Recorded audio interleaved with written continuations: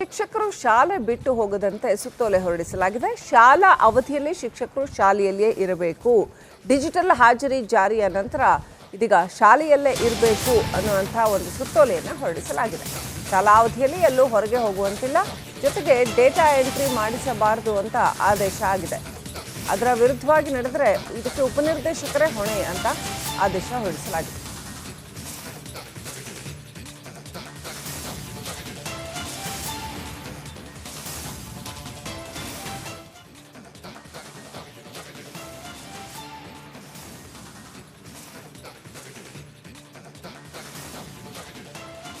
ಮೊದಲಿಂದಾನು ಇತ್ತು, ಇದೇನು ಹೊಸ ವಿಚಾರ ಅಲ್ಲ.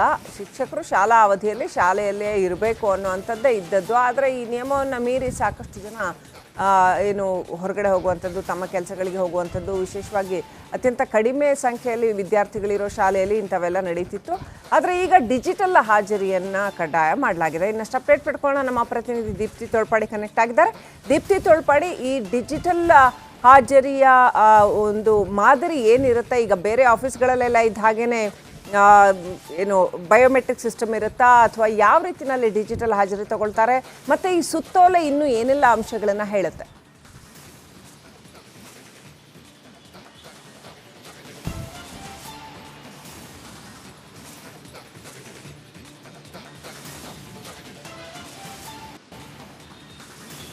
ಶ್ರೀಲಕ್ಷ್ಮಿ, ಸರ್ಕಾರಿ ಶಾಲೆಗಳ ಗುಣಮಟ್ಟವನ್ನು ಹೆಚ್ಚಿಸಬೇಕು ಅನ್ನೋ ನಿಟ್ಟಿನಲ್ಲಿ ಸರ್ಕಾರ ಹಲವು ಮಹತ್ವದ ನಿರ್ಧಾರಗಳನ್ನು ಕೂಡ ಕೈಗೊಂಡಿರುವಂಥದ್ದು. ಇಲ್ಲಿ ತನಕ ಸರ್ಕಾರಿ ಶಾಲಾ ಶಿಕ್ಷಕರಿಗೆ ಮ್ಯಾನ್ಯುಯಲ್ ಆಗಿ ಒಂದು ಅಟೆಂಡೆನ್ಸನ್ನು ಹಾಕಬಹುದಾಗಿತ್ತು. ಇದರಿಂದ ಸಾಕಷ್ಟು ಆರೋಪಗಳು ಕೇಳಿಬಂದಿತ್ತು. ಆದರೆ ಎಲ್ಲ ಶಿಕ್ಷಕರು ಹೀಗೆ ಮಾಡ್ತಾರೆ ಅಂತಲ್ಲ. ಕೆಲವು ಶಿಕ್ಷಕರು ಶಾಲೆ ಅವಧಿಯಲ್ಲಿ ಕೇವಲ ಮ್ಯಾನ್ಯುಯಲ್ ಆಗಿ ಬರೆದು ನಂತರ ತಮ್ಮ ಕೆಲಸಗಳಿಗೆ ಹೋಗಿ ತಮ್ಮ ಕ್ಲಾಸ್ ಇರುವಂತಹ ಸಂದರ್ಭದಲ್ಲಿ ಮಾತ್ರ ಅವರು ಶಾಲೆಗೆ ಬರ್ತಾರೆ ಒಂದಿಷ್ಟು ಆರೋಪಗಳು ಕೇಳಿಬಂದಿತ್ತು. ಈ ಬೆನ್ನಲ್ಲೇ ಇದೀಗ ಡಿಜಿಟಲ್ ಅಟೆಂಡೆನ್ಸ್ ಅನ್ನ ಮಾಡಿರುವಂತದ್ದು. ಅಂದ್ರೆ ಬಯೋಮೆಟ್ರಿಕ್ ಸಿಸ್ಟಮ್ ಅನ್ನ ತರಲಾಗಿದೆ. ಅವರ ಫೇಸ್ ಅನ್ನ ಹಾಕಿ, ಫಿಂಗರ್ ಪ್ರಿಂಟ್ ಗಳನ್ನ ಹಾಕಿ ಅಟೆಂಡೆನ್ಸ್ ಅನ್ನ ಪಂಚ್ ಮಾಡಬೇಕಾಗುತ್ತೆ. ಸರಾಸರಿ 8 ಅವರು ಕಡ್ಡಾಯವಾಗಿ ಅವರು ಅದನ್ನ ಪಾಲಿಸಬೇಕಾಗುತ್ತೆ. ಇನ್ ಬಿಟ್ವೀನು ಹೋಗುವಂಥದ್ದು ಕೂಡ ಚಾನ್ಸಸ್ ಇರುತ್ತೆ ಅನ್ನೋ ಹಿನ್ನೆಲೆಯಲ್ಲಿ ಕಡ್ಡಾಯವಾಗಿ ಎಲ್ಲ ಶಾಲಾ ಉಪನಿರ್ದೇಶಕರಿಗೆ ಅಂದ್ರೆ ಬಿಒಗಳಿಗೆ ಖಡಕ್ ಆದಂತಹ ಸೂಚನೆಯನ್ನ ಶಿಕ್ಷಣ ಇಲಾಖೆ ರವಾನಿಸಿರುವಂತದ್ದು. ಅಂದ್ರೆ ಕೇವಲ ಡಿಜಿಟಲ್ ಅಟೆಂಡೆನ್ಸ್ ಅನ್ನ ಹಾಕಿ ನಂತರ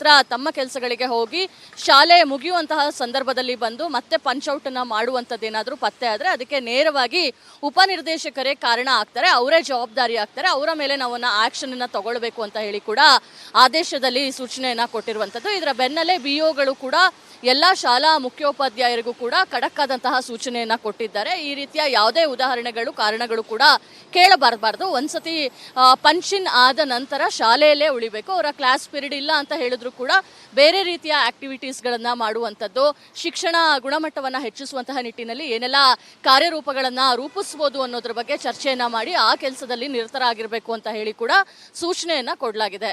ಹೀಗಾಗಿ ಈ ರೀತಿಯ ಡಿಜಿಟಲ್ ಪ್ರೊಸೆಸ್ ಮೂಲಕ ಮಕ್ಕಳ ಕಾನ್ಸಂಟ್ರೇಷನ್, ಶಿಕ್ಷಣದ ಮೇಲಿನ ಕಾನ್ಸಂಟ್ರೇಷನ್ ಹೆಚ್ಚಳ ಮಾಡಬೇಕು ಅನ್ನೋ ನಿಟ್ಟಿನಲ್ಲಿ ಶಿಕ್ಷಕರಿಗೆ ಈ ಸೂಚನೆಯನ್ನ ರವಾನೆ ಮಾಡಿರುವಂತದ್ದು. Srilakshmi, right, thank you Deepti ಡೀಟೇಲ್ಸ್ಗಾಗಿ.